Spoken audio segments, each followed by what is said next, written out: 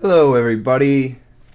If you guys could just put in the comments or something if you're watching, if you can hear me. I just want to make sure everything is good to go before we start, because I am still pretty new at this. Huge shout out to Arbitrary Hero for helping me figure everything out, get this all set up. Um, he's an awesome dude. You guys should check out his stuff if you haven't already. But he's a pretty cool dude. Um, but yeah, hopefully this all works out, and we can just get going with everything. So, starting off, we are just going to be talking about Wave 5 today. Um, just everything about it, since I haven't really gotten that big of a chance to look at it. But we are going to, talk about all the characters and the stratagems. At the very least, that's what we're going to talk about today. But we are going to try and talk about the battle cards eventually as well. Just talk about what I think about them. You guys are more than welcome to join into the conversation as well. Just let me go grab my phone real quick, put it up on Twitter that we are live, and we will get going with the review of Wave 5. So just gonna wait a little bit for everyone to get here. Alright, let's see.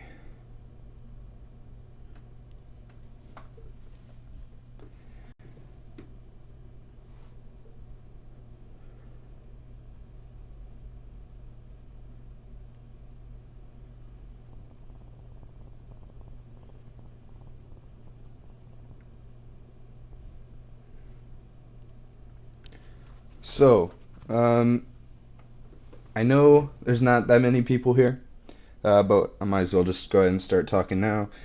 What have you guys been thinking of Wave 5 so far? I do think it's going to be an interesting set, being able to effectively have two characters and one on the field. Obviously, when you kill the body mode, the head mode pops out, and that's something, because you can't exactly. I don't. That's a good question, actually. Do you guys think that it's not overkill? It's steamroll. I guess the steamroll effect, right? Does that go over into head modes? Have they been deployed at that point, or do you guys think that the damage from steamroll would just kind of just disappear into the abyss if you don't have anyone else on the field? I don't know. That's a good question. Maybe we should ask on the rules roundup if someone hasn't already. Um, Let me just finish putting this tweet out.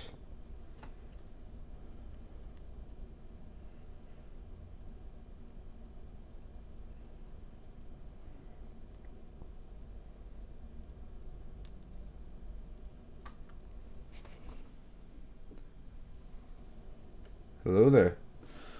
So, how's everyone's quarantine been going? Um, I know it's been a little bit of a change in lifestyle for a lot of us. I know having to work from home on schoolwork is definitely completely different for me, so that's something. But yeah, I think we're just gonna go ahead and start looking at the set. So, starting off, let me get the window. There we go. Alright, so we're going to be using Computron's lab today to look at the different cards and stuff on for Wave 5. So I guess we'll go left to right, and I'll flip between the pages for the stratagems and the actual character cards. Actually, give me 1 second, guys. Totally professional, I know. Let me just put this in another. There we go. Actually, that's probably not a good idea. Let's just leave it there. Okay. Alright, so starting off, we're going to be looking at Autobot Gears. So Autobot Gears, at least in his bot mode, is a 3-10-3, which those stats are pretty good, especially considering he's a 7 cost. Health is a little bit lower than the average, I guess. He's a specialist, so you get to do specialist things there. And then whenever you flip to his bot mode, you get to return an upgrade from an enemy to an owner's hand. It's kind of nice being able to pick up, say, energy packs, that kind of stuff. Um, he has in his alt mode, whenever you flip to his alt mode, move and upgrade from an enemy to another enemy. He's just very, very, I guess, disruptive when it comes to upgrades. And he's a 410 too, so of course he's going to be able to do a little bit damage. Plus, he's open to laser cutlass since he's a 7 cost. And I don't believe stratagems add to the actual cost of the characters. I'm pretty sure those are separate. So I think he has a stratagem. Does he have one? Let's see. I haven't even... There he is. Sabotage. So whenever you have Autobot gears on the battlefield, enemies being upgraded can't cause abilities of your cards... Wait, hold on. Enemies being upgraded can't cause abilities of your opponent's cards to trigger. I assume that means things like armed hovercraft can't go off whenever you put them down, which in that case that's very strong. Things like datapad, I think. I guess datapad can't go off, right? No. It means like, yeah, I was right with armed hovercraft. So armed hovercraft couldn't go off. What else? What else couldn't go off? Oh, things like enforcement baton's bashing shield. So that's not that bad. Basically being immune to those sorts of things while he's on the field for a star is actually not that bad. Plus, since he does have the 3 defense, so that's pretty nice there. At least in his bot mode. He's specialist in both sides. Yeah, plus he's a truck, so if he really wanted to, you could 4-wheel drive, and that would be something interesting you could do there. Next, let's take a look at Autobot Outback, which Autobot Outback is a 410-1 for 6 stars, I believe. Yep. And he is a ranged in his bot mode. He's a 410-1, like I said. And if an opponent's card would cause an upgrade to be scrapped from him, instead you scrap an upgrade from your hand. That's the same type. So, for example, let's say you have a laser cutlass on him. Your opponent tries to enforcement batons you. You can instead get rid of, say, the enforcement batons you have in your hand, and it gets to stay on. So, pretty nice. And then in his alt mode, he's a 310-2. When you flip to this mode, you can scrap an upgrade from your hand and draw 2 cards.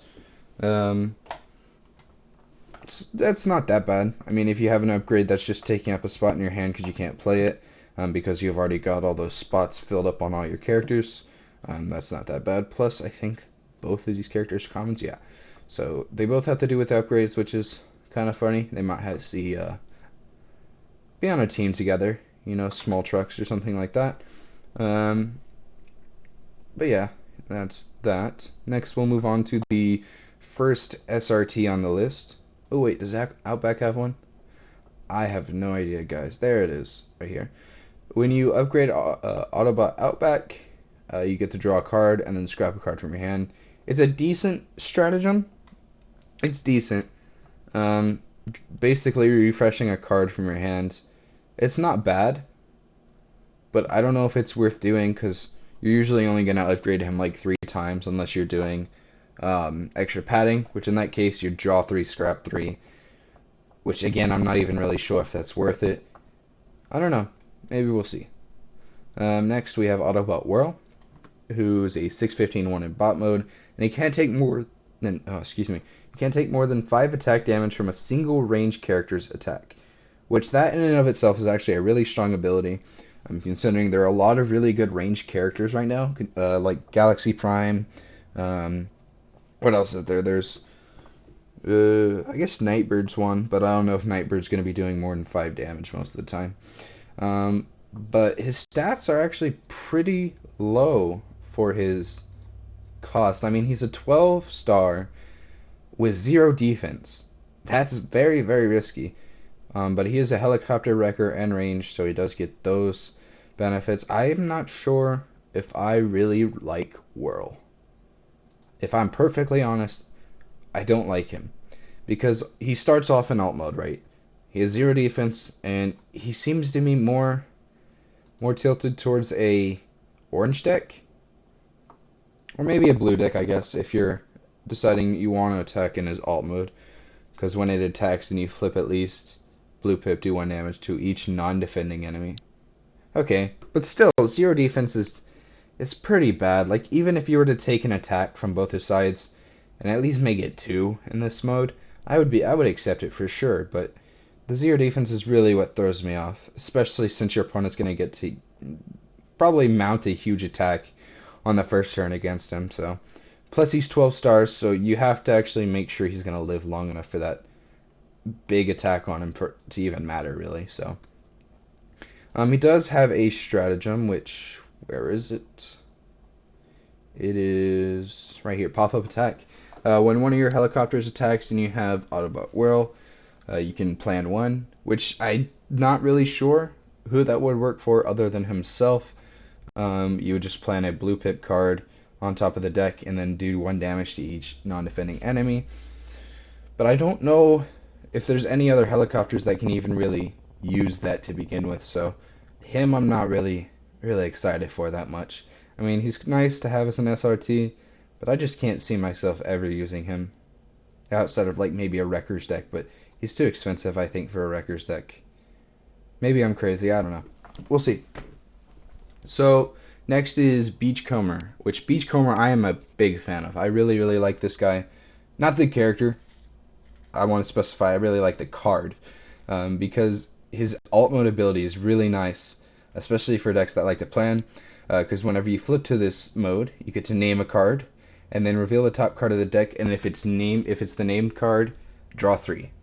Which, just by a flip, drawing 3 is insane in and of itself. I feel like he would go in a Sunstorm deck, or something that likes to draw a lot of cards. Maybe even a Daring Escape deck. He's not a specialist though, so he still, drawing 3 is incredible just by naming the card on the top of your deck. Maybe he'd be in like a Shockwave deck, Major Shockwave, because Major Shockwave lets you look at the top card of your deck at any time. So that's pretty neat there. Plus, he's a 3/10 too as a 6 cost, which I believe those stats are pretty strong. Outback has the same stats in both modes, but I do believe Beachcomber is the superior of the two, just because of his 2 abilities. Focus 1 is already strong in and of itself, being able to filter a card, whether he attacks or defends. It basically means he's viable for any sort of deck. He could be in a mixed deck, orange-blue, being able to just filter whatever you want out of the way is very nice. But I really like Beachcomber because his stratagem makes him even stronger. Let me see if I can find it. Alright, here we go. Your deck can have up to 1 extra star of actions and 1 extra star of upgrades. Basically, by paying 1 star, you get 2 extra stars in your deck, which, of course, you would probably play Leap of Faith or something to that effect. And because you have 1 extra star of upgrades, you could put in just some kind of upgrade. I'm not really sure what kind of star upgrades you would want, or actions, because he's more of like a specific card. He's more of like a support card in whatever deck he's going to go into. So if you decide to play him with a stratagem, it's your choice really what actions and what upgrades go in there. Back to the characters. Let's move on to the second row. So Bludgeon. Looking at Bludgeon, I am not a big fan of Bludgeon either. There's a lot of cards in this deck I've been seeing a lot of people get it really excited about. Bludgeon is not one of them for me. I understand he's a 6/13/1, and whenever an enemy takes non-attack damage, it loses 1 defense until the end of turn, which you can really abuse the heck out of that with things like One Shall Stand, and that sort of thing. But he's an 11 cost character with 1 defense in bot mode, lower than average health, and about average attack. His alt mode, in my opinion, is the best part about him. Well, no, it's not the best part about him. This ability is actually really strong. But I just think that if you're going to be attacking with him in this mode, he's going to be dying really quickly. Because not only does he have the 1 defense, but he's not going to be dealing enough damage for it to matter for him to last long. Plus, he's 11 stars, assuming you're not playing his stratagem. So he's taking up a large portion of your deck. So, I mean, you can try and do something with tanks. Try and do some, oh man, it's been a while since I've actually played a game. The composite armor, that's what it is. With Pierce 1, Tough 1, he's the 4-13-3. 3 defense is nice, 4 attack's a little low. The Pierce 1's okay. You'd have to find out some way to raise his Pierce for that to even matter that much. The Tough 1's alright that it's built in, but he's just kind of a mech card to me, you know? I don't see him being very good, because a lot of the cards that actually deal direct damage, that would be the most effective with him, don't have any pips, which brings us to his stratagem. Where is it? When your bludgeon attacks and you don't flip a battle card that has more than one battle icon, put one of the cards you flipped into your hand after the battle, which that's a really strong ability. Because if you flip a battle card that has more than one battle icon, I think I read that wrong. No, I did. When he attacks and you don't flip a battle icon that has more than one, so basically if you were to play a deck with no double icons, or just a very small amount of them, you would get to put one of those regular, 1 pip or less, cards in your hand. So, I mean, you'd be able to be pulling those, the one shell stands and the plasma bursts and that kind of stuff in your hand. However, I don't think, well, maybe that is kind of strong. Because it's not, it is not just him attacking, because it just gives the defense to him. He doesn't have to be attacking himself, like it could be anyone on the field attack. Maybe. I mean, it's just, not only is that kind of specific, because it's only specific to him attacking. If you were to flip it on defense, then you would just miss the card. But basically, it makes any card you want a free green pip that you don't have to swap for. And while that's alright and all, man, I feel like I'm just making a case against myself. Like, he's strong, don't get me wrong. He's just one of the things, like, oh man, kind of embarrassing myself now. Yeah, he's strong. I'm just gonna leave it there. Bludgeon strong. And that's it. Brawn. Moving on to Brawn. Brawn is one of my favorite characters from this set. He has to be. Oh, by the way, Bludgeon's a common. Beachcomber's a common. Brawn is also a common, and whenever he defends against an enemy that has more stars than him, and you flip battle cards, this gets +1 defense for each different color among the battle cards you flipped. Usually that'll be 2. Say like a blue and a green. So he'll get the blues that you flipped, and then basically double that. It's not always going to be double, but it will a lot of the time. Blue, green, and white. Potentially a +3 defense, plus whatever blues you're already flipping. It makes him a really incredible defender. And since he's only a 5-cost character, he's basically going to be doing this ability every time. Unless you're playing Airstrike Patrol, which I am not really sure how relevant they are going to be after this set, because there's so many cards to kind of counter them, at least in the battle cards department. So, yeah, that's that. And then he has another nice ability in his alt mode. He's a 3-9-2 instead of a 3-9-1. But when an enemy attacks, when this attacks an enemy that has more stars than him, and you flip battle cards, this gets Pierce 1 until the end of battle for each different color you flip, which again could potentially be 3 in a blue deck if that's what you decide to go with him. So he automatically will get Pierce 3. If you're doing it right, let's say you have somehow give him focus, or like acute reflexes or something similar to that. But yeah, he's also a truck. You could try and fit him in with Outback and Gears. And what does that put you at? Assuming you're not playing any. So 6 plus 7 is 13, plus 5 is 18, and you still have a spot for another 7-cost truck. And boom, you've just got an awesome, you've got an awesome 4-wheel drive deck. Which, in that case, sure, why not? Yeah, I really like Brawn. I'm really excited to be trying all kinds of stuff with him. But yeah, now moving on to another card I'm really fond of, Crankcase. He's a 5/11/1, and when this attacks and you have 5 or more cards in your hand, he gets +3 tech. Having 5 or more cards in your hand, if your deck is geared to that purpose, is actually not hard. So basically making him an 8 attack character with 7 stars is just incredible. Plus, he's a truck melee, so you can do stuff with that. And he's ranged in this mode, so you could do like armed hovercraft or something similar to that. But whenever you flip to his alt mode, you get to draw a card. It's the same exact ability as Bombshell from Wave 2. So you could try and pair him with Bombshell, you could try and pair him with Sunstorm, because they both have a lot of drawing abilities. But Crankcase is just such a fascinating card to me. Ah, man, I keep forgetting to look at the stratagems. Let's look at Bronze. Bronze stratagem is nice too, because whenever he defends, he gets plus defense and equal to the attacker's bolt.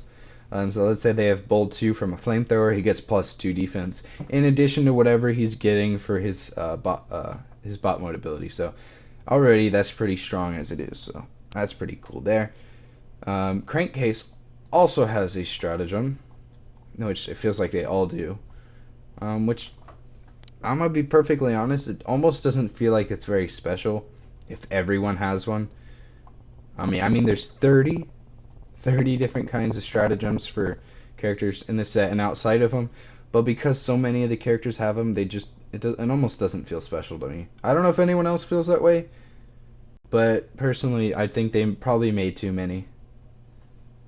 Maybe that's just me. I don't know.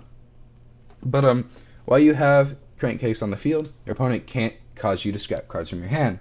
Meaning that, let's say your opponent's playing Shockwave, right? You've basically screwed them over. You win. You know? Because they literally cannot get rid of any cards from your hand. So there's that. In addition to also, if they try to system reboot you, you don't discard your hand at all. But you do get to draw the 4 that the system reboot gives you. So it's already pretty insane. But you do need to note that it's your opponent's cards. Your own cards will cause you to scrap from your hand. So otherwise, he's already pretty good as it is. I don't want to make him completely broken. Back to the characters. Decepticon Pounce, our next SRT to look at. Crankcase was a common, yes. Decepticon Pounce is a very fascinating character to me, because he has some really nice abilities, and I think he's also the cheapest secret rare we've had so far, if I remember correctly. You know, I might be wrong, but I guess. He's a 3/12/3 in his bot mode, which already is pretty good for an 8 cost, having average health, a little lower than average attack, but making up for it in his defense. Whenever you flip to his bot mode, look at the top 3 cards of your deck, reveal a secret action among them, and put it into your hand. And then you just put the rest back on top in any order. Basically, your next attack is going to be whatever you want it to be from those 3 cards. And then whatever secret action you're playing, you can just play it straight from your hand. Looking at the top 3 cards of your deck is pretty strong. Just being able to decide whatever you get from there. And then he's plus 2 attack for each face down or face up secret action you have, which that can compound incredibly in this format right now, because you can just have, say, characters that whenever you flip to their alt mode let you play actions on top of a brainstorm from your hand, playing 2 more actions. You could potentially have 4 on the field if you're playing a certain deck, like say with Mirage, or I think what's the new one from the set that lets you play in action? I don't remember. But having 4 on the field will give you plus 8 attack, making you a base 13, which that's already really strong as it is. He is a beast, so whenever they decide to make beast cards, that's that. The 2 defense is pretty average, but it's a little weird because typically the alt modes have more defense than the bot modes, but in this case the alt mode is more aggressive. You know, now that I think about it, I'm wondering if that increased attack is actually a benefit of the beast characters, if all the beast characters have something similar to that. I'll have to look at it as we go down the line. But yeah, Decepticon Pounce pretty strong. He's super rare, so good luck trying to pull him. And yeah, hopefully we find some awesome secret action decks to play him with. Personally, I think I'm gonna try and have a good time with him. He's really cool. Night Racer. This is one of the cards from this set that I know has had one of the biggest supports because Night Racer, she's very, very similar to Flame War, and some people might argue just a little bit stronger. She is a super rare, so she's a 4/11/1, and whenever you have a face down or face up secret action, each of your characters has bold 1 in her bot mode, and when you have a face down or face up secret action, each of your characters have tough 1. Basically, this gives you tough 1 while you have a secret action, which is Flame War's ability, except it's on her bot mode. So Night Racer has it in her alt mode, which is maybe stronger. That's what people are arguing. Plus, she has 1 more defense and 1 more health compared to what Flame War has, as well as also having 1 more attack in her bot mode than Flame War. And then you get to have bold 1 while you have secret actions, which might work with Pounce. These two actually might be really good together in a secret action deck, so that might be worth trying out. I keep forgetting the stratagems, guys. I'm so sorry. But Pounce also has a stratagem. Once per game, when you flip Decepticon Pounce, you may play up to 2 secret actions and then flip this. Basically meaning you just can't play it again for the rest of the game. But, I mean, it's a strong card, basically making him a 9 cost. Playing 2 secret actions is strong. It's basically a free brainstorm without actually taking your action for the turn. So that would automatically give him a +4 attack, making him a base 9, which isn't even that bad. You play another secret action for the turn, and boom, you're another 9 cost, or another 2 attacks, so 11 at that point. So it already makes him pretty strong there. And then Night Racer also has one, I believe, which gives you 2 extra actions, stars worth of actions in your deck. Oh, secret actions. You can have up to 2 extra stars of secret actions, which, again, that works really, really well with Pounce. Being able to have some really, really good secret actions in your deck. So Stealth Mission on Night Racer would be definitely be worth playing. Next is Roadbuster, another wrecker. This one is also considered a leader. And did I mention he's a super rare? Probably. He's a super rare. And whenever you upgrade him with a weapon, do 1 damage to an enemy. Now, if you can play Attack Drone on him, that's basically 3 free damage that you're getting, as well as making him a 9/14/2. So that's pretty strong in and of itself. And he is in his alt mode. He doesn't actually have like a truck or a car trait or anything like that. I don't know if they decided that would be too good for him or something like that. I mean, I can imagine him having like cargo trailer or something stupid on him, but I mean, he's a pretty decent card for 11 stars. I like his effects. But whenever you upgrade this with an armor, repair 1 damage from him. Again, if you decide to play another card, you get to play 3 times, so extra padding. If you play all 3, he repairs 3. And then if you have a toolbox on him, which is a card from Wave 4, I believe, that it lets you repair 1 extra damage every time you would heal. And since I believe each one of those is an instance of repair 1, you basically would double that, making it repair 6, which that's really strong. And he's a 5/14/3, so basically you're going to be putting him near or close to full health again. So it's very strong. Plus, he's not going to be taking that much damage since he has 3 defense. And he's going to be doing a lot since he has 6 attack. So I'm really a big fan of Roadbuster. Roadbuster is probably one of my favorite cards. But his stratagem is pretty nice too, because your deck can have up to 1 extra star of weapons and 1 extra star of armors. So basically, you could probably play a mounted missiles and a energized field, giving you extra pips to flip on defense and offense. So that's already pretty nice there. Looking back at the characters, we've seen Roadbuster, we've seen Night Racer. Next, we have Trax. Moving on. No, just kidding, guys. I am not a big fan of Trax either. He's a super rare. He's 5/13/1. And when he attacks, he does 1 damage to an enemy that isn't a car or a plane. Which, that in and of itself isn't that bad. It's a decent effect. I mean, because what are the odds that your opponent's going to be a plane or a car anyway? Not very high, of course. Looking at it, his stats are kind of alright. I mean, he's a 9 cost, he's a 5/13/1, and his alt mode, he's a 4/13/2. And whenever you flip to his alt mode, one of your characters gets +1 attack until the end of the turn. If it shares a trait with this, it gets +2 attack until the end of turn instead. Basically meaning that if it is if you're attacking a car or a melee, he's going to get +2 attack, making him a 6/13/2, which that's not bad for a 9 cost. It's not bad for a 9 cost. I'll say that. Places a car, he gets car stuff. He gets to do damage to anything that's not a car or a plane. Eh. His health's above average. Defense is okay. Attack's okay. He's alright.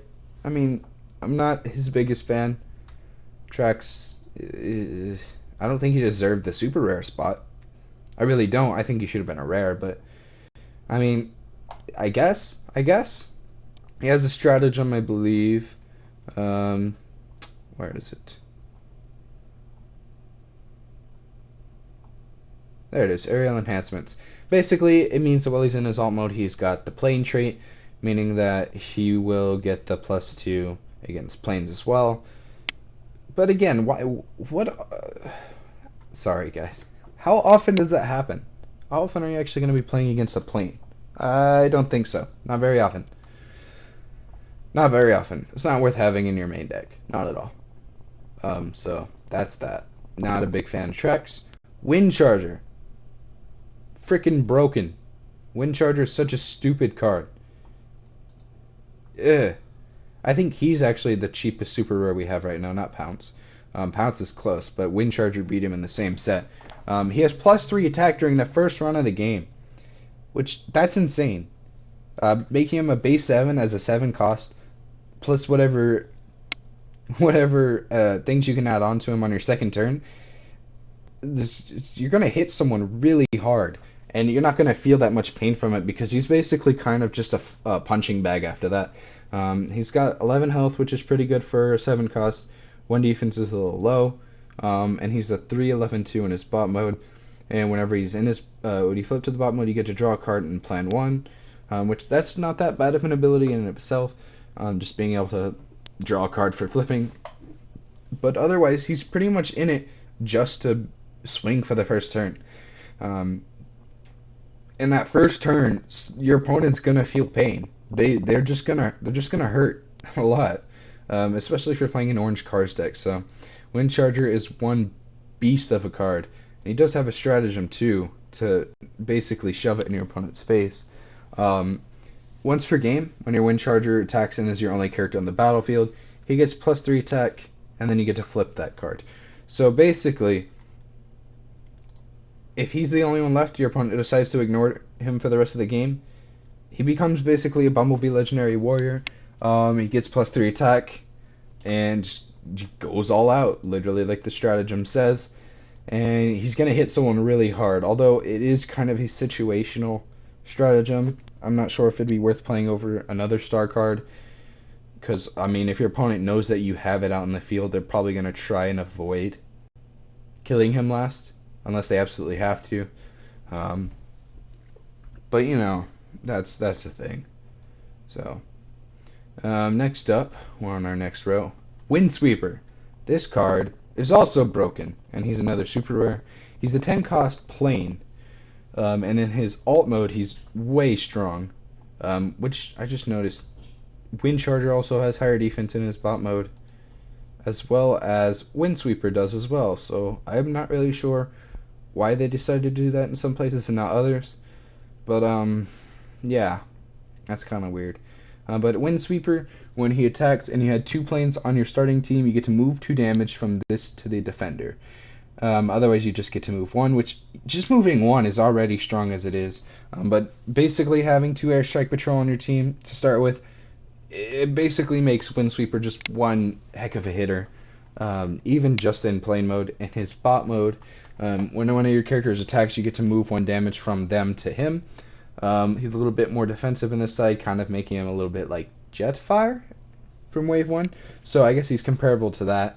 It is kind of weird, and something you should note as well, that he's also a plane in his bot mode, which is very strange. I'm not really sure what the thinking was there, because I don't know how many characters actually have that. to where they also have their trait in their bot mode. Huh. I don't even know if I noticed that before. And then again, it's just another trait for him to use, so it's pretty strong. And I'm really excited to get Windsweeper and use him. I'm a big fan of this card. I really do love it, and because I think planes need love, and Windsweeper is just one of those cards that's going to give them love. So, Wingspan. Wingspan is a common, and Wingspan is actually a really fun card.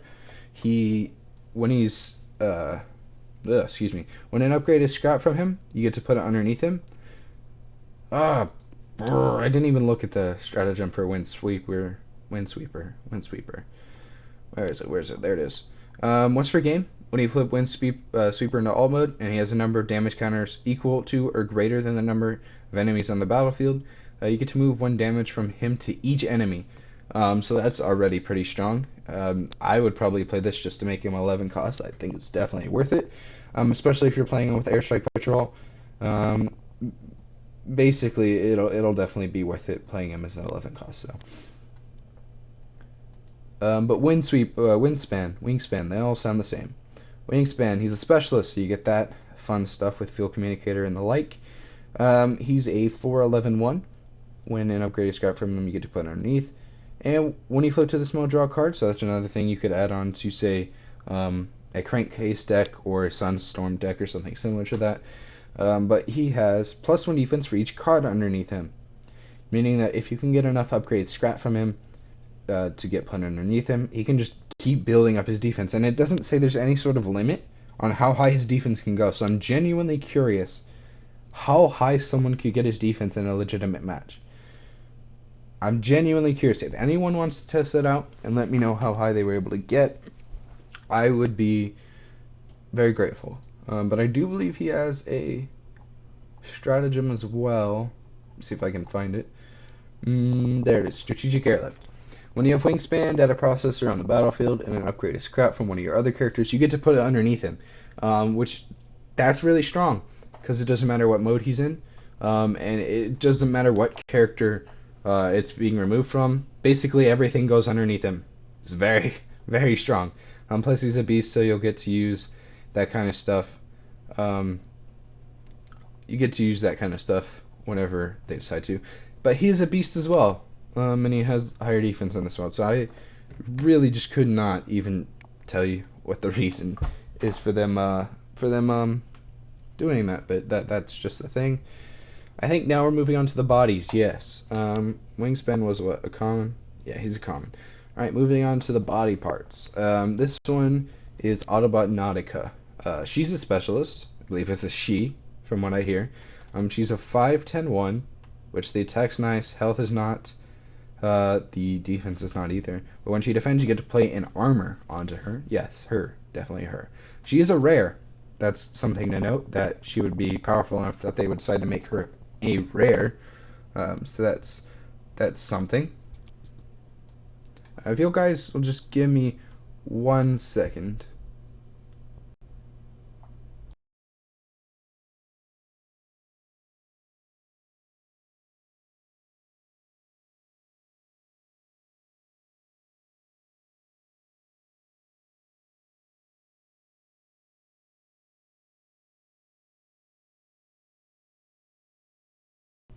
Okay, we're back. Sorry about that.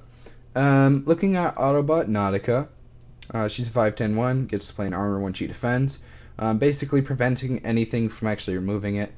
Something like a bashing shield. Basically, it's sort of like what's his face, Ramhorn from the Blaster deck, except it can be any armor when she defends, so that's kind of nice. In her boat mode, which it is something to note that she's a boat. Not really sure what kind of stuff you can do with that.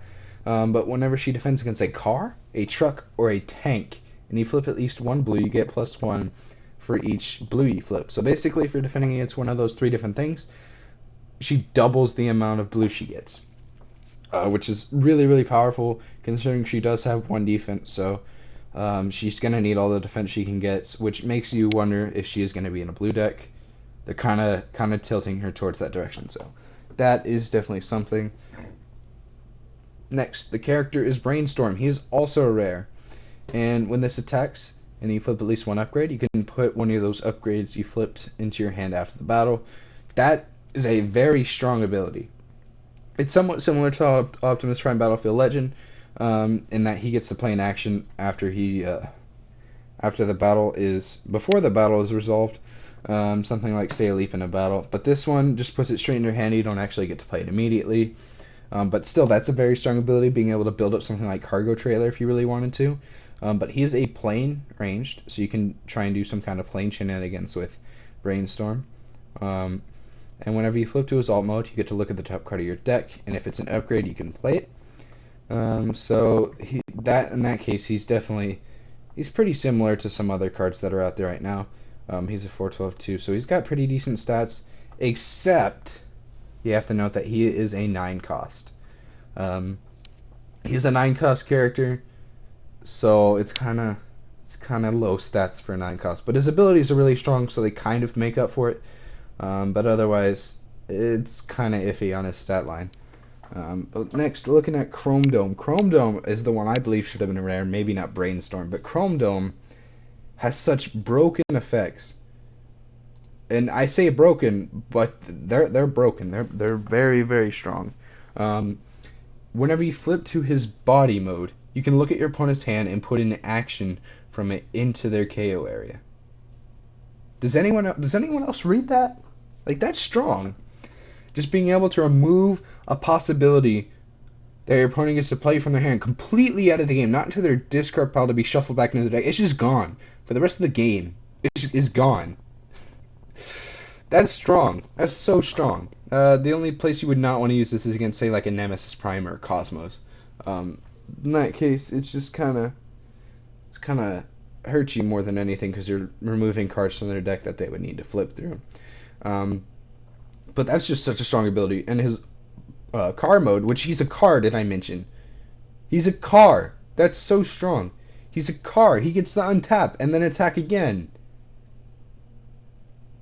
And flip. And you just get more turns to flip and attack. And 4/13/2. When this attacks, your opponent has 3 or more actions in their KO area. He gets +3 attack. Basically, if you've done this a few times, you just showed off, played that card a few times, flip, flip, flip, flip, flip. You get +3 attack, making him a base 7 for 8 stars. Did I make 8 stars? 8 stars. I don't think there's a stratagem for him. Just flipping through, I don't think there's any stratagem for actually any of the bodies. I know there's one for like the heads. But I don't, well, no, there's some bodies like Megatron and Optimus, but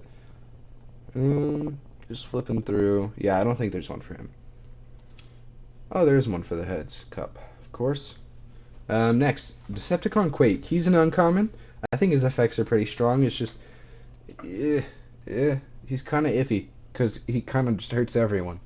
When this or another character is KO'd, you get to do 1 damage to all characters. Including himself. Oh, no, it's each other character. It does not include himself. So he's a 5/8/2. He's got really nice attack. His health is horrible. He's similar to Dark Mountain, that he has good stats outside of his health, because he is also a tank, so they're similar in that regard.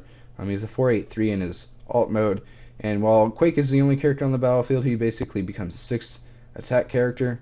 So that's nice, plus he has a 7 cost, whatever you decide to put on his head. And he's ranged, so you get to do armed hovercraft shenanigans, just 1 damage all over the place.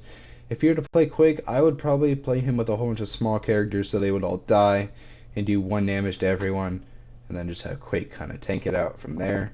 I get it because he's a tank, but he's an uncommon, so he gets to do but he appear somewhat frequently in the pack, so that is that. Moving down the line, we have Fangry, which I know this is a card everyone has been excited about and talking about everywhere. Fangry is a 4/11/2, and while he's defending against an enemy that has more stars than him, he is tough 2. And he's a 6-star character with a head that makes him at least a 7 cost. So anything 7 cost or more, basically he'll have tough 2 against. But while he's attacking an enemy that has more stars than him, he gets bold 2.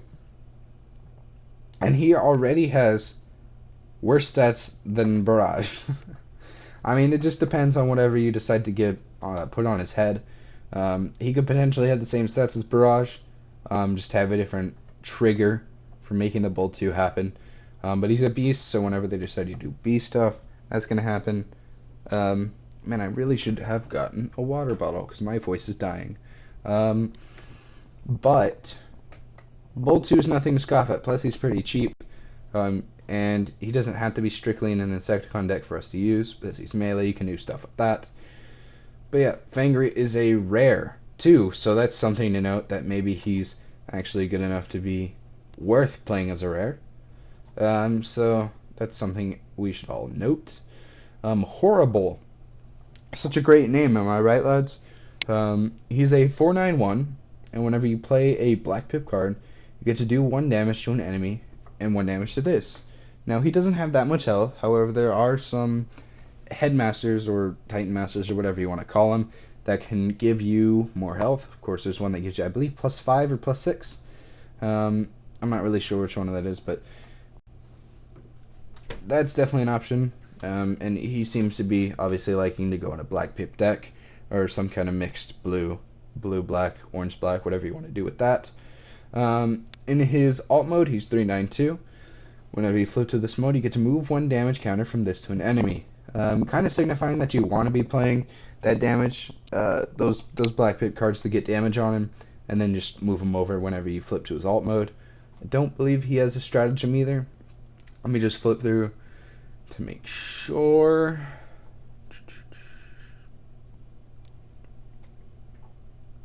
Yeah, no, doesn't look like it. He's nice. I actually kind of like him. He's a 6 cost, minimum 7 with the head. He's pretty cheap, so he's kind of nice to do stuff with. But yeah, that's horrible. And next, we're moving on to the Wave 5 Megatron. Now this Megatron, it's interesting. He gets +2 whenever you flip to his bot mode, making him a 7/15/1 for 11 stars. So he's somewhat comparable to Bludgeon. Somewhat comparable. He's got better stats than, comparably better stats, because he's got 1 less attack, but 2 more health. So there's the trade-off there. He's a leader, so you can do Callous leadership stuff, so armed hovercraft stuff, marksmanship and the like. But his tank mode, it's whenever he defends and you flip a orange pip, you get to do 1 damage to the attacker after the battle. So he likes doing stuff with composite armor, I'm sure. Basically meaning that if you decide to throw a little bit of orange pips in your tank deck, or just go full on orange with things like Demolisher and other tanks that do a lot of damage, you can efficiently make sure you're going to be doing 1 damage to the attacker after every battle Megatron is in with his alt mode. So that's pretty nice there. And then Mind Wipe. Mind Wipe is an uncommon. It's kind of weird noting that Megatron is an uncommon, considering he's Megatron and he's always been like a rare or something in the other sets. But yeah, I mean, he's an uncommon, so that's something to note, I guess. Mind Wipe. He is an uncommon as well. He's a 5/12/1. And whenever he attacks and you flip at least 1 black pip, your opponent chooses a card from their hand and scraps it. And if they can't, meaning they have no cards in hand, you get to draw a card. So, that's pretty strong. Because basically, if you're playing a black deck, perhaps playing it with Horrible, you could just destroy your opponent's hand as well as move damage off of Horrible to try and KO other guys a bit faster. So it's kind of nice there. He also has a nice alt mode ability. He is a beast. He doesn't actually have a tribal trait. He's not like, say, for example, a melee, ranged, or specialist character. He's a 4/12/2, just a beast. And basically you get to espionage. As soon as you flip to your alt mode, pick a battle color, and look at your opponent's hand and scrap 1 with that color. You flip him a couple times, and you get to do that a lot. And it's just very nice. Removing cards from your opponent's hand. The only thing is, though, his stats are a little bit low. Once again, for a 9 cost, plus you have to give him a head, so he's a minimum 10 with marginally bad stats. At least comparatively. Comparatively, he has just bad stats, but he doesn't have bad effects. His effects are actually really good. So I like Fangry. Not Fangry, Mind Wipe. Fangry's pretty cool too, but Mind Wipe's pretty nice. Hopefully there's a place for him. Some kind of hand disruption deck. That's not Shockwave. Some other kind of deck I hope comes out of the void, you know. Next, Optimus Prime. Oh, speaking of Optimus Prime, let's look at the Megatron stratagem. So Megatron, your Megatron Fallen Hero has bold based on how much damage he has. So if he has 1 to 5 damage, he's bold 1, bold 2. If he's 6 to 10, and if he has 11 or more damage, he's bold 3. Which, those effects are really strong. I think they're really hinting for this to be an orange tank deck. Only problem is, it costs 2 stars, which that's pretty pricey. Bold 3 is really strong in and of itself, and being able to just build up your bold as he progresses through the game. That's really nice. The only thing is, he becomes a 13 cost at that point, so you have to figure out how you're going to fit enough tanks for him to be efficiently used in a tank deck. Of course, it doesn't have to be a tank deck and just be an aggression deck in general. However, I'm not really sure what kind of stuff you could do with that, but he's fun. I really like him. This Megatron's probably one of my favorites so far, other than the General. The General's pretty cool. Lord Megatron's also awesome. But I think I personally like this one. I almost say with like top two, like Lord Megatron and then this one. This one's still pretty cool. I like it. Alright, but Optimus Prime, he's a range leader. He's a 6/16/1, so he's already got better stats than Megatron. However, he also does cost 1 more than Megatron. And look at that truck mode, guys. That's so cool. He's got such a cool looking truck mode. He's a leader truck melee, and he's a 5/16/2, so he's got pretty good stat line. If only he had a little bit more defense, that would be nice. But his health more than makes up for that, I think. But whenever you flip to this mode, you get to draw a card. So that's already nice as it is. Then if you have fewer cards than your opponent has in their hand, you get to draw another card. Fantastic. Only thing is he's a minimum 13 cost. Megatron's a minimum 12. But yeah, Optimus, very, very nice. And I like his abilities. Because in his bot mode, when he gets to attack, you repair 1 damage from one of your characters. I think that does include himself. Then if you have fewer characters on the battlefield than your opponent, repair 1 more damage from that character. So you could potentially be healing 4 if you have a toolbox on the character you're healing from. And if you have a 2-wide team, which definitely could happen, play Optimus Prime and say like, could you do Ultra Magnus? No, not efficiently you couldn't do Ultra Magnus, but you could do like Legendary Warrior Bumblebee, have a 3-star head, and basically force your opponent to choose what they want to do there. That would be fun actually. I might try that. Might have to try that. But yeah, so next we have his stratagem. Let's do that first. His stratagem is somewhere here. There it is. Duty and Honor. As long as one of your characters, other than Optimus Prime, has been KO'd this game, your Optimus Prime Legendary Warrior gets Brave, Focus 1, Bold 1, and Tough 1. He's really called Legendary Warrior? Dang. Him and Bumblebee got the same title. That's interesting. But yeah, basically, as long as another character is out there, he gets Brave. Which I'm not sure if how useful that is. But the Focus on Bold 1 and Tough 1, that's all very nice. Basically turns him into the Prime from Wave 3, General Prime, that has the Focus 1, Bold 1, and Tough 1. So that one's nice. This one, I don't know if that's worth making him a minimum 15 cost. He's 12 plus a 1-star head plus another 2 stars, making him 15. That's a lot. That's a lot of stars to dedicate to that. So, I mean, you're more than welcome to try it. I don't know if this stratagem's quite worth it as much as Megatron's is. I mean, it's decent. Don't get me wrong. Having Universal, Bold, and Tough, that's nice. But, I don't know. It looks like a decent card on the surface, but I don't know. Next we have Sergeant Cup. He is a Wrecker, ranged, and a leader, so he's a 4/10/2. But since he's a Wrecker leader, you could most likely going to play him in a Wreckers deck. So of course that's that. Whenever you flip to his body mode, I guess, you may scrap a blue card from your hand, and if you do, you get to scrap an enemy upgrade. He's a rare, by the way. I think Optimus was a uncommon. Yes, uncommon. When you flip to this mode, you can scrap a blue card from your hand if you do scrap an enemy upgrade. That's kind of nice. just being able to drop an enemy upgrade by flipping and discarding a card, so that's not that bad. His health is pretty bad. Even for a 7 cost, it's a little below average. His attack and defense are pretty decent, and he has tough 1. About when one of your wreckers, him or any other wrecker on your team, takes 1 or more damage, it gets that much attack until the end of turn. So let's say you play him with, where is he? Not Roadbuster, but not Roadbuster, right? Am I crazy? Where's the one that likes damage? Oh, him and Bludgeon. Should you like to do that? You deal 3 damage to someone. Bludgeon makes them go down 3 defense, and you do the 3 damage to Cup. He gets +3 attack, making him a 6 or potentially a 7 if you decide to flip him in back to his bot mode. Yeah, there's a lot of different combos you can do with that kind of stuff. Cup's a leader, so you can do Matrix of Leadership stuff. Trucks, if you decide to do 4-wheel drive.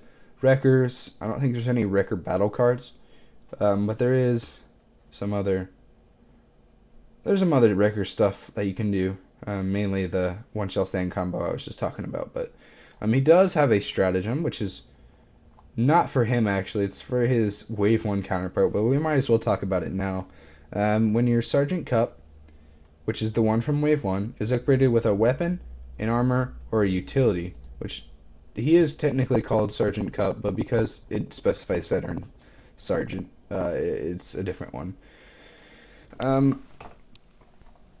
Basically, when he's upgraded with a weapon, an armor, and a utility, he does enough damage to KO a defender. You get to untap him. So that's kind of nice. If you ever want to try and meme around with Cup, you can actually try and make him competitive by putting a whole bunch of upgrades on him, time it right to kill an enemy, and it's just like, oh, that happened. So that's pretty fun there.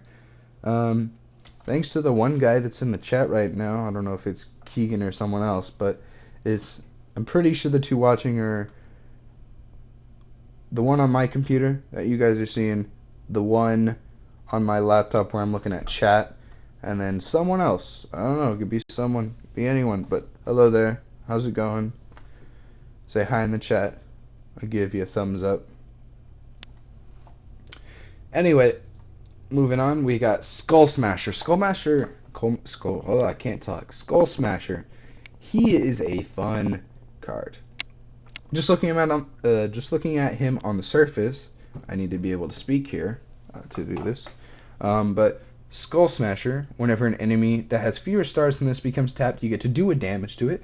Mind you that he is already a 11 stars, and I believe that the amount of stars on the head actually gets added onto his total cost, meaning that potentially he could be a 15 cost head, as far as I understand, because I think 4 is the most. But yeah, if he wanted to do that, you could do that, make him just be able to ping a damage to whoever he wants. And when an enemy that has more stars than him becomes tapped, you get to do 1 damage to him. So that kind of sucks. However, if you can do a damage to whoever becomes tapped, that's kind of nice, just building that up slowly over time. Makes your opponent because if they have to attack and they have 1 health left, and Skull Smasher has no choice but to do a damage to them, and your opponent has no choice but to tap, then they're kind of just dead, you know. He's a 514 too, so those aren't bad stats. I guess for an 11 cost, they're kind of alright. They're a little below average, but he's a 614-1 in his alt mode. Again, another beast mode that has higher attack in its alt mode, higher defense in its bot mode. But while he's attacking an Autobot, he does get Pierce 3. Autobots are pretty common nowadays, so that's a thing. You know, Autobots being pretty common, making your odds of actually being able to do the Pierce 3 somewhat consistent. But his 6 attack in this mode is pretty nice. However, you're probably going to be wanting to keep him in his bot mode so that you can do the damage to the other characters whenever. Please note that both Cup and Skull Smasher are both rares, which I'm not sure how many rares there are in this set. I'll have to look that up eventually, but yeah, I really like Skull Smasher. I'm excited to use him, try and do some nice damage to your opponents with that. But if you guys will excuse me for 1 second, I'm going to go and get a water bottle because my throat is dying.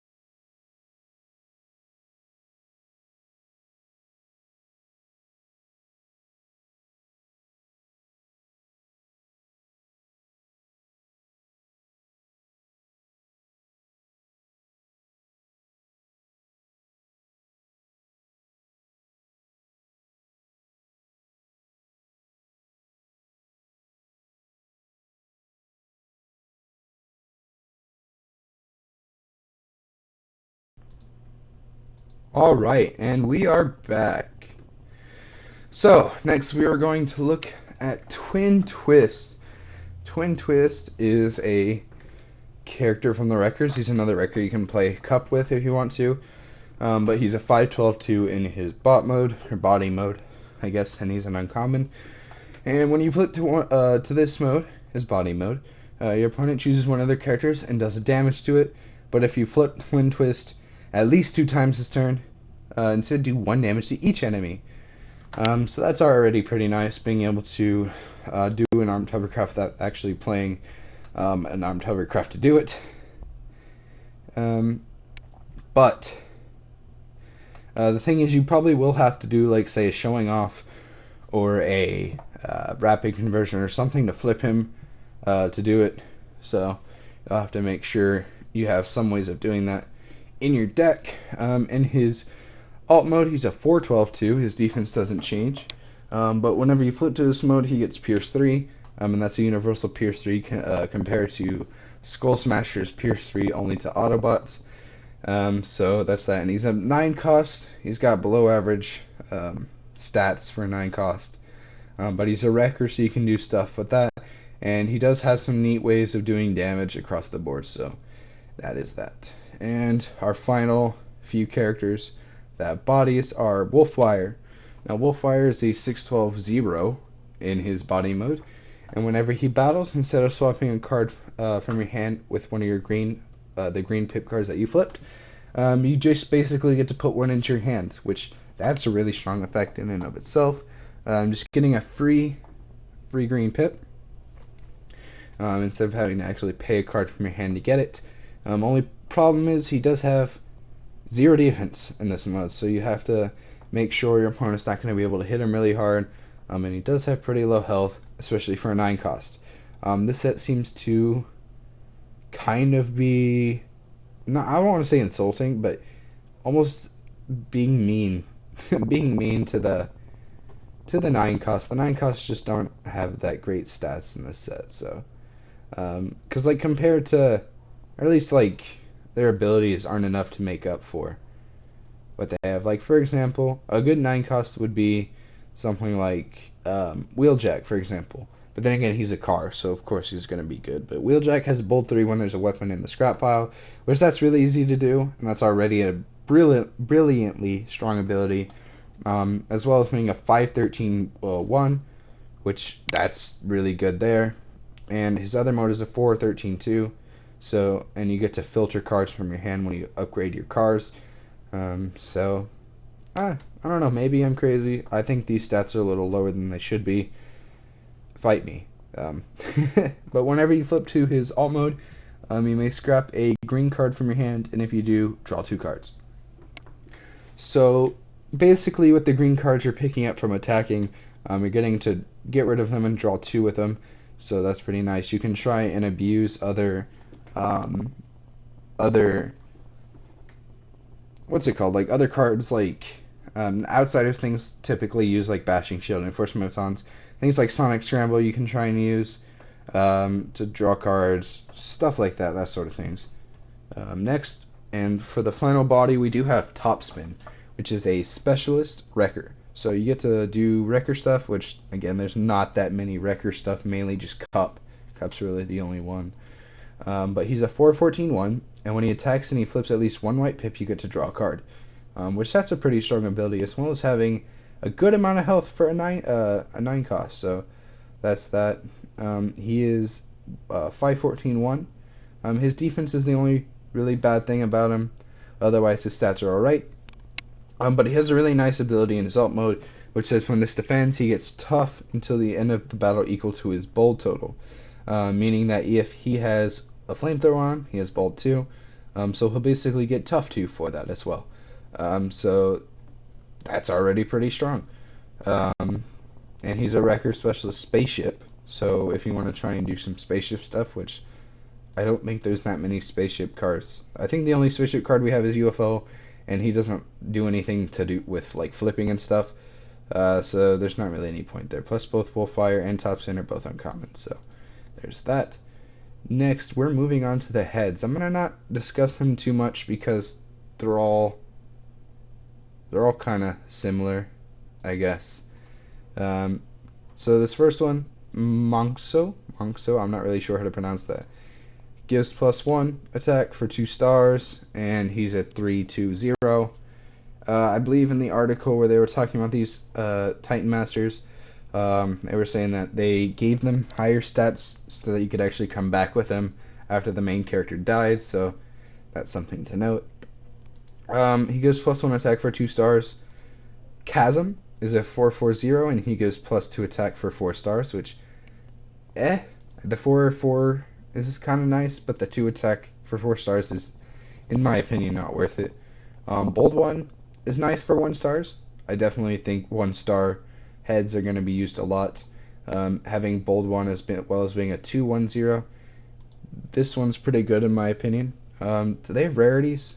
Uncommon, uncommon, uncommon, yeah. And then we have Flame Out, which is 221.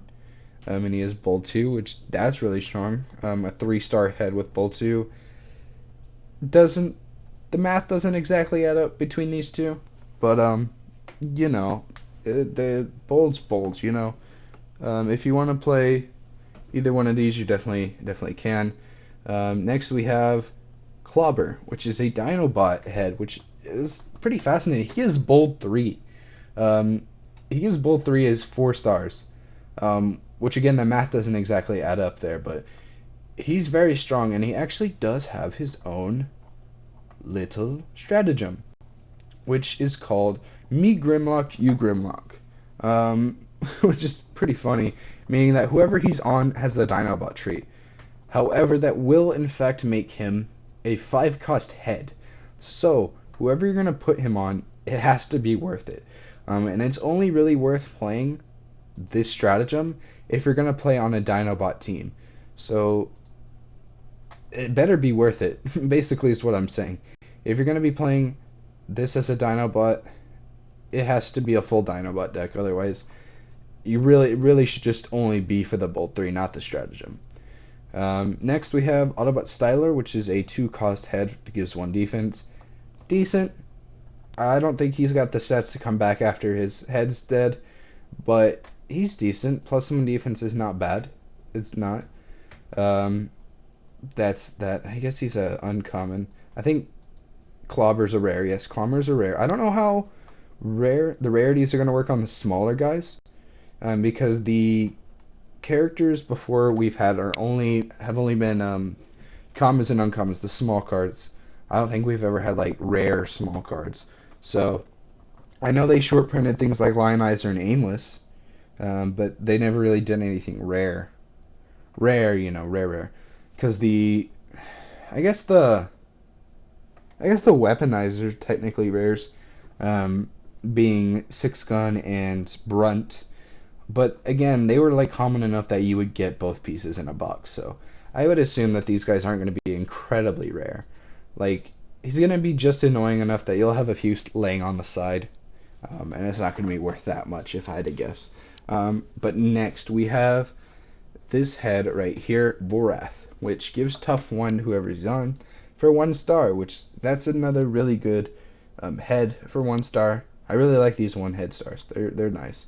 These two are pretty much counterparts. Autobot with Bold 1, Decepticon with Tough 1, both for 1 stars. So that's something to note. Then we have Freeze Out, which gives Tough 2. And it's another counterpart to this one. 3 stars, Bold 2, Tough 2. So that's something to note. They aren't opposite factions, but then again, who cares? They're similar. And then we have Tough 3, which again is another comparison to make.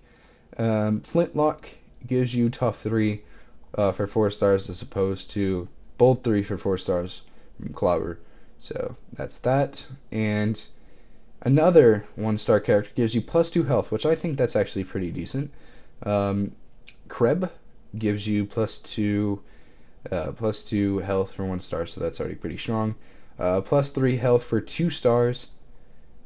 It kind of makes sense. +5 health for 3 stars. I think that's really strong. From Grax, and Briscoe gives you the +3. These heads, you kind of just have to decide what you want to prioritize. Like, do you prioritize tough? Do you prioritize bold? Do you prioritize raw attack?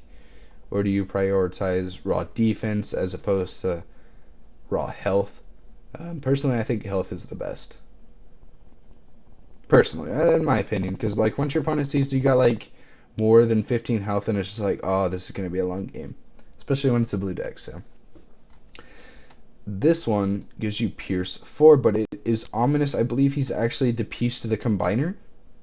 So I'm not really sure if you can use him on anyone outside of the combiner. I would assume so, but that seems really strong actually. Pierce 4. Oh my gosh. For 3 stars? That's that's that's really good. That's really good, guys. Uh hmm. Okay. Interesting. Next we have Autobot Teslor, who's a specialist. And he gives you Focus 1, which I'm not sure where that would go. Just kind of whatever deck you think needs to be filtering through its cards pretty quickly. Guess Tesla would be a good choice there. And then we have Doomshot, which gives Brave to whoever you attach it to for 3 stars. Not sure how worth this is. You'd have to make sure you put it on a character with a whole bunch of defense and health that they would be able to even withstand being a Brave character. Stealth with Apex is kind of nice. I kind of like this guy because stealth basically will protect whoever you put this on, and force your opponent to get to everyone else before you get to him, unless they play something like Battlefield Scan. Of course, then they can get to it. But the stealth is kind of nice. It's almost funny in a way that this is Optimus's head, because his stratagem gives him Brave, which makes the two cancel out. Let me flip back to it. Because whenever a character dies, right, from earlier, he, gets Brave.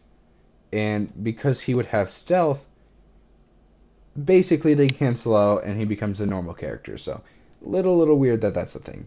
But here's our combiner. Sky Shadow. Now these pieces, the plane and the tank, they're already strong. So strong as they already are. Like, compared to, say, the pieces from the what is it, Sentinel Prime, say Prowl or Ironhide. Prowl is a 5-10-1 for bold 1.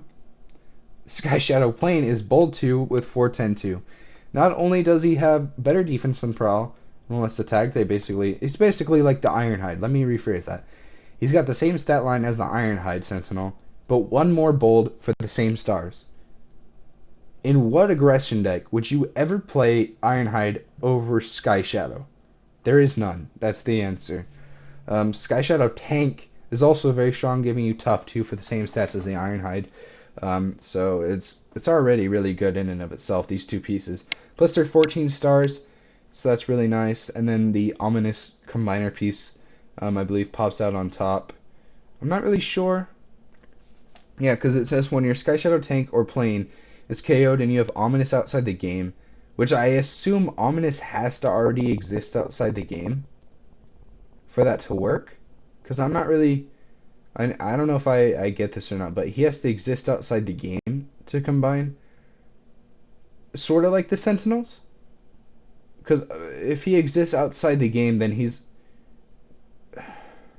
Okay, maybe I'm overcomplicating this, but from what they've said before, if something starts outside the game, its star costs are not added to your total star costs. So, like, for example, if you're playing Grimlock from Volcanicus, and you're pulling in Dinobots from outside the game, those Dinobots don't have to already be there as a part of your star cost. Ominous just has to exist. He literally just has to be there at the party watching the game happen. Am I correct in thinking that? I'm not really sure, but maybe I'm crazy. Maybe, because it does say outside the game. It literally says that. So if that's the case, then he's broken. Because he's 14 stars, you still get 11 stars left to play whatever character you want. And Ominous doesn't even contribute to the whole cost of Sky Shadow anyways. Because Sky Shadow is actually a really good card, being an 8/22. Like, those are really good stats. And having Bolt 2 and Tough 2 built in as well, and able to, as well as also being able to ping 3 damage to an Autobot. Like, that's so dumb. Like, that's so dumb. Am I wrong? I know you guys can barely see it, but it does say he's both a combiner and a body mode. So that is something to note. Something like marksmanship wouldn't be able to hit these guys, the body modes, because they're technically body modes instead of bot modes. But I do believe the heads can get hit because they are classified as bot modes. But yeah, like he's incredible. Like his stat line is awesome. His abilities are really strong, and that Pierce 4 from the head that just doesn't exist in the game. Very strong. I'll have to read this article later just to be sure if that's how it works. But then we have the promos, which this is Arcana. And then we have the Perceptor, which Dan Arnold from Vector Sigma made after winning the Energon Invitational. So, clap and a half to that guy. Arcana is a 4/2/2.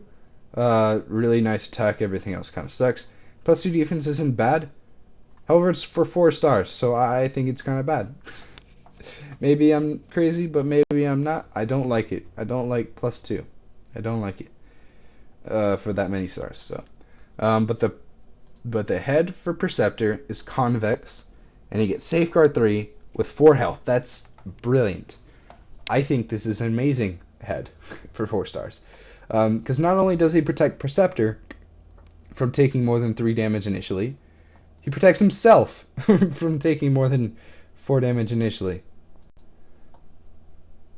So that's incredible. He's going to at least take 2 hits unless your opponent has direct damage, which that is definitely possible, but that's such a brilliant idea, and I love it. But Perceptor, he is one heck of a character. He's probably one of the strongest things in the game right now, just because he has +1 attack for each card under him. And now, Caleb, you must be wondering, hey, his cards underneath him, how does he get them there? Well, let's look at his alt mode. He's a 3/12/2 as an 8 cost. And if you do decide to have convex on him, it does make him a 12-star character, so you have to figure out some way to make a team that way. But when you flip to his alt mode, which should happen a lot theoretically, you get to reveal the top 4 cards of your deck, and your opponent gets to pick separate those into 2 piles. You put 1 into your hand, basically a draw 2 for flipping, as well as putting the other 2 cards underneath him, giving him +2 attack and draw 2. A draw 2 +2.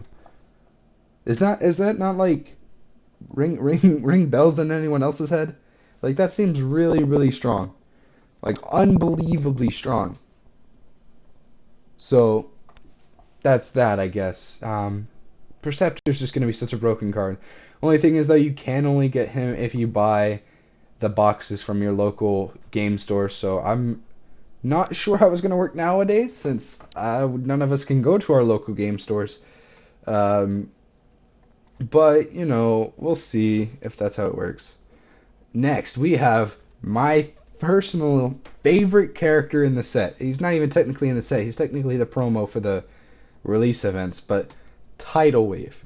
Tidal Wave is my second favorite. He's my second favorite Transformer in the entire franchise. I love him. He's big boy.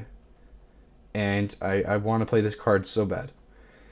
Because he gets to start the game off with a whole bunch of cards underneath him. And he has neat abilities for how to combine. So, let's look at his aircraft carrier, the one on the left here. When he starts the game, he gets to have a plane or a helicopter underneath it with 4 stars or less. Probably an airstrike patrol or some other kind of patrol character. And whenever he attacks, combines, or KO'd, you get to deploy the character from underneath him onto the battlefield. And then if it's attacking, you get an extra attack this turn, but it's only with the deployed character. So him and the small guy you deployed are both going to attack. Of course, Tidal Wave in his aircraft carrier form doesn't have that much attack on him, only one is not going to do that much damage, but potentially the small guy could, depending on his effects. The transport is a specialist, as well as I forgot to mention the other one is a specialist, so you can do some kind of specialist stuff with that if you want to before he combines. And he starts the game with either a car, truck, or a tank underneath him with 4 stars or less. And he has the same ability that when he attacks, you get to deploy it and get an attack if you're attacking this turn. So that's already really strong.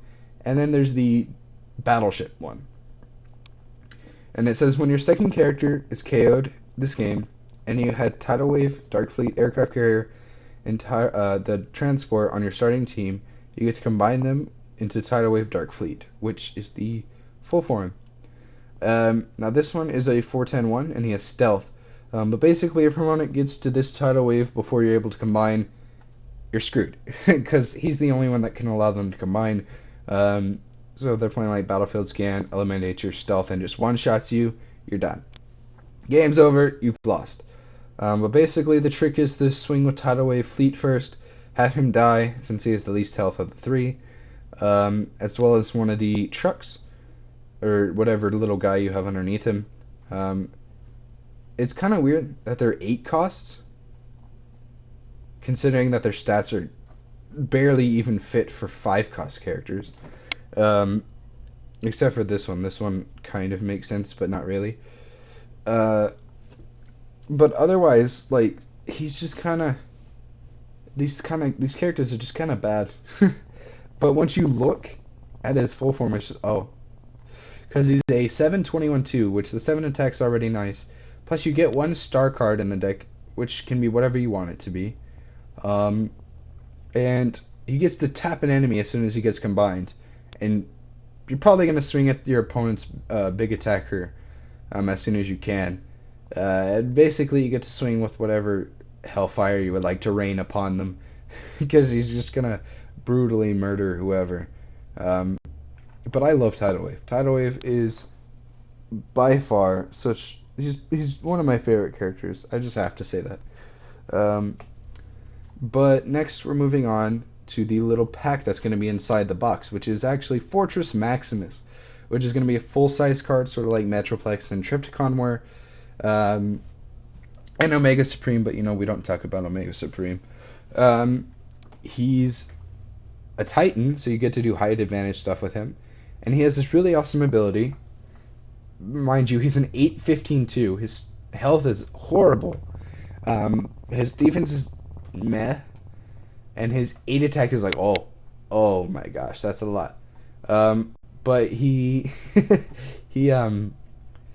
really nice, actually, because whenever you get to flip a orange and a black pip on your attack, you get to do 2 damage to every single enemy, as well as also hitting them with at least a base 9 attack, because at that point you have flipped an orange, plus whatever black pips you're flipping. He's incredible. He literally is just so amazing. And then you look at his alt mode, which he still has 8 attack. That's incredible, even in his alt mode. He's the same stat line, basically. And he's still Titan and ranged. And whenever he defends, and you flip at least a white and a blue pip, which means you basically have to run a universally colored deck, and fit as many tough and bold cards in there as possible, so you can try and abuse all these effects as much as you can. This begins with Cerebros, which this is Cerebros. He should be like a full-size card, which will have a head on him. It's like a head on a head, basically. But he gets to do 1 damage to the attacker whenever he defends with a white and a blue pip card. So that's really nice, but not quite as amazing as being able to do 2 to every single enemy, which that's just insane.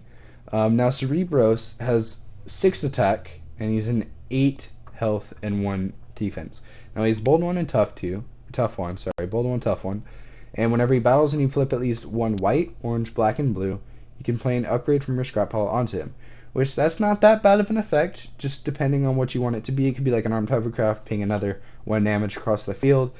Do that kind of stuff. But his 6 attacks are already pretty nice. And if you're trying to flip a whole bunch of different colored pips, the bold 1, tough 1 definitely helps there. Because it doesn't even matter if he's attacking and defending. As long as he's flipping that, he gets to get an upgrade. And he does give Fortress Maximus Bold 1 and Tough 1 as a 7-cost character. Mind you, Fortress Maximus is already 14 stars, plus 7 is 21, so you have 4 stars left for whatever head you want. It doesn't actually have to be Emissary, it can be whoever. His Focus 2 is fine. Focus 2 is definitely alright, but there are other things you can put on him. For example, you could put the Safeguard 3, which I think that might be even a better choice than Emissary, because then you would get to keep him alive for definitely 2 hits, and then another hit on Convex, so that's already pretty strong there. Wow, that might actually be what I have to do when I play this. So, but otherwise, he's just a 4/4/0 with Focus 2, and you do get range stuff. So he's kind of like a last resort, because obviously you're only playing with one character, and your opponent's going to try and get through this 15 health as quickly as possible, because Fortress Maximus is going to be the biggest threat on the field, as long as he's out. So, but yeah, that's all of the characters. We're going to go over the other stratagems we didn't talk about, because most of them aren't even in the set. And then we're gonna just be done for today. And another day we'll talk about the battle cards. I hope you guys show up to that one where we can all have a nice little conversation. But let's have a look. I think I'm pretty sure I covered everything. Yeah. Let's go ahead and close that. So starting off with better things to do than die. Now this card is definitely interesting, because when your Springer Aerial Defense is on the battlefield and you flip him to another mode, you get to repair a damage to him. So if you're, like, say, showing off, he gets to repair 2 damage, 4 if you have a toolbox. However, this is something really interesting, and I don't know if they've covered it yet, but both the Springers that we have right now, both the Secret Rare one from Wave 2 and the common one from Wave 4, they both have Aerial Defense in their title, which I don't know if that means you can actually play it on both. Use it for both of them, because if you can use it for both of them, the Wave 4 one is just going to get even better, just being able to heal off all that damage that he's going to be taking. But if it's just on the one from Wave 2, that's kind of alright. He still is going to kind of suck. I don't know if being able to heal is going to help him very much, because his abilities aren't that great. But it's a pretty decent stratagem. But if it can be played on the Wave 4 one, it's going to be ridiculous, guys. It's going to be ridiculous. Bike Gang. When one of your motorcycles attacks while you have Chromia, which is the one from Wave 1, on the battlefield and you flip at least 2 whites, which Chromia does in fact like whites, that motorcycle gets +2 attack. Basically, it's replacing the white pips with orange. I don't think this one's that great. I mean, it's a rare. Both the Springer one and the Chromia one are both rares. So I'm not really sure how competitive it's going to be, but it's going to be something worth trying out. I still haven't even built a motorcycles deck yet. Let me get a drink real quick. And I mean, it's all right. I kind of like Chromia. I've always wanted to try and do something with Chromia. She has pretty decent, not decent. She has bad stats. They're average for an 8 cost, except their 0 defense and their bot mode, I believe. That's what kind of drags her down. So I don't know. I guess we'll have to see. I guess Windblade. I don't think Camian Toughness is enough to make her playable, because literally the whole point of her card is to destroy the heck out of combiners, and giving her +1 health and 1 defense isn't going to help. Her stats aren't very competitive, or even really worth noting that much. And raising 2 of those things by 1, I don't think it's going to help very much. I don't think you're going to see any more play even with this card. So next we have Heroic Spotlight, which is actually not a character-specific card, but a Autobot-specific card, saying that if your starting team is only Autobots, you get 2 extra stars of blue cards in your deck, which if you're playing an all Autobot blue deck, go ahead and play this card. You get 2 extra free blue pip cards, probably being something like, let's say, what's that one? Energized Field. You could play EMP Wave. You could do pincer movement even if you wanted to. I mean, I know it won't do anything, but it is a blue pip, so you're more than welcome to. Infiltration is Pounce. Jurassic Punch. Now, I think this is one of the first stratagems to be revealed. When your Volcanicus Fiery Champion attacks, which is the combiner, the Dinobot combiner, that's garbage, um, and he attacks an enemy that has Fear Stars in him, your Volcanicus gets bold equal to the difference. That's ridiculous. Like, how many stars does Volcanicus have again? A lot. He's got like 50 something, right? The highest the character can have that's not a combiner is 25, and uh, that's like what, Metroplex. Congratulations, you still have like 32 bold.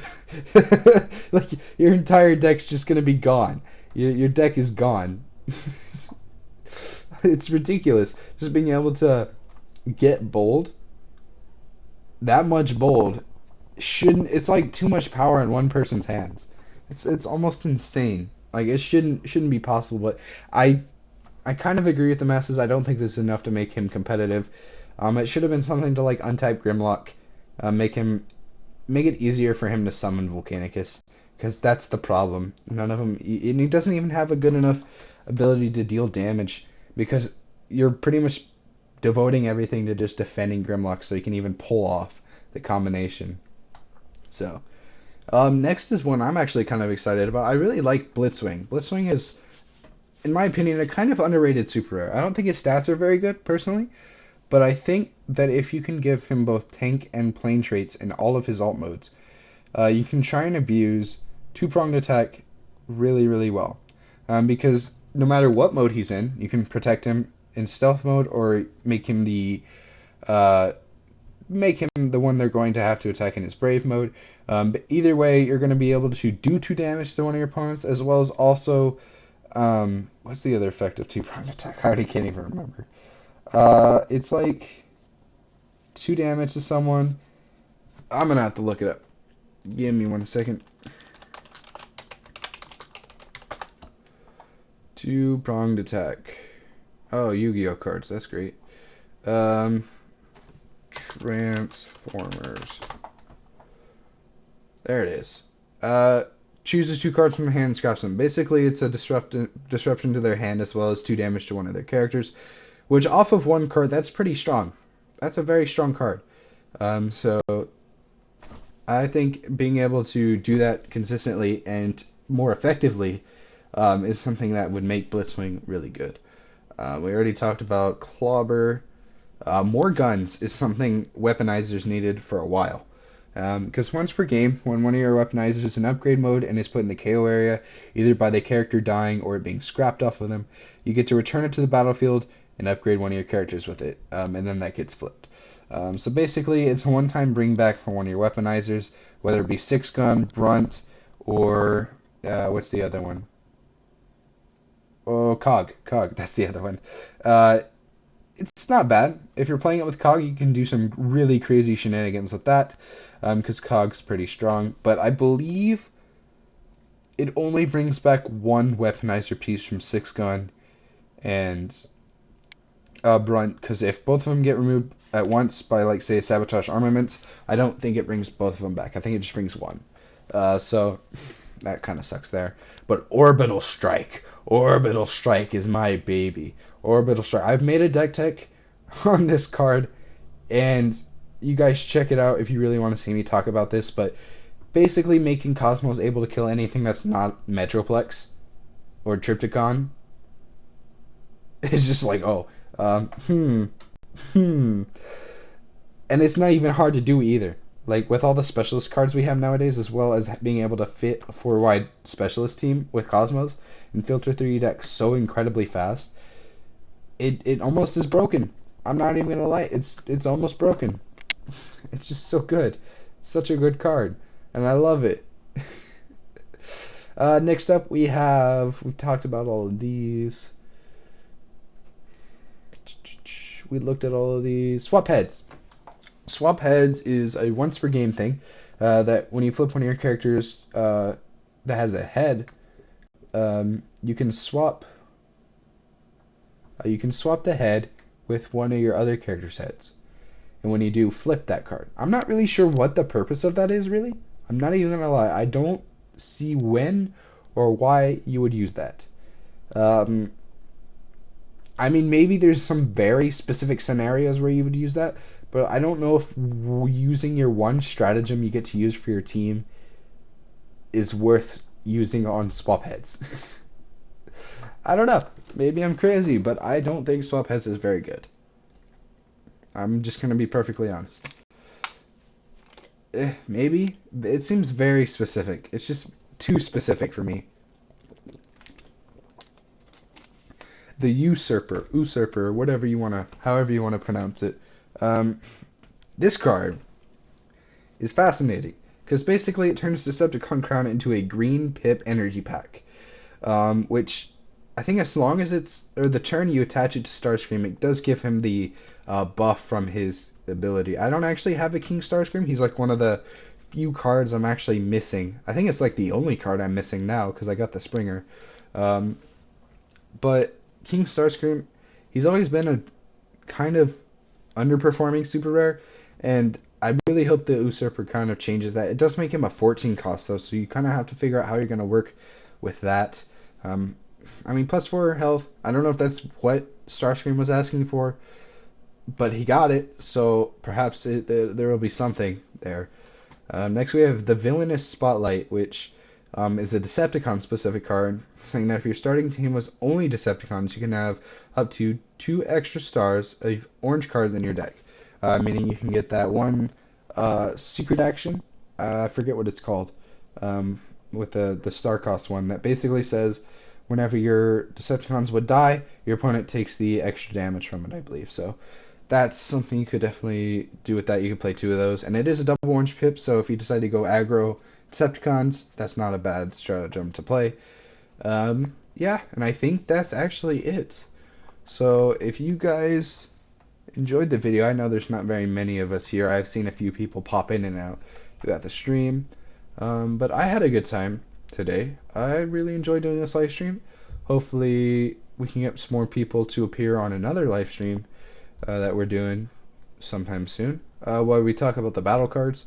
Um, we'll talk about that hopefully maybe Sunday.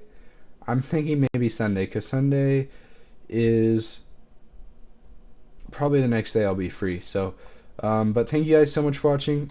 I had a good time today, surprisingly. Just it's mostly just me talking to myself. Again, there's not that many people here, but if you're watching this after the fact, don't forget to smash like, so I can know that you guys want to see more like this. And yeah, thank you guys for watching. Tell me how much you like Tidal Wave in the comments below, and have a phenomenal day. Peace.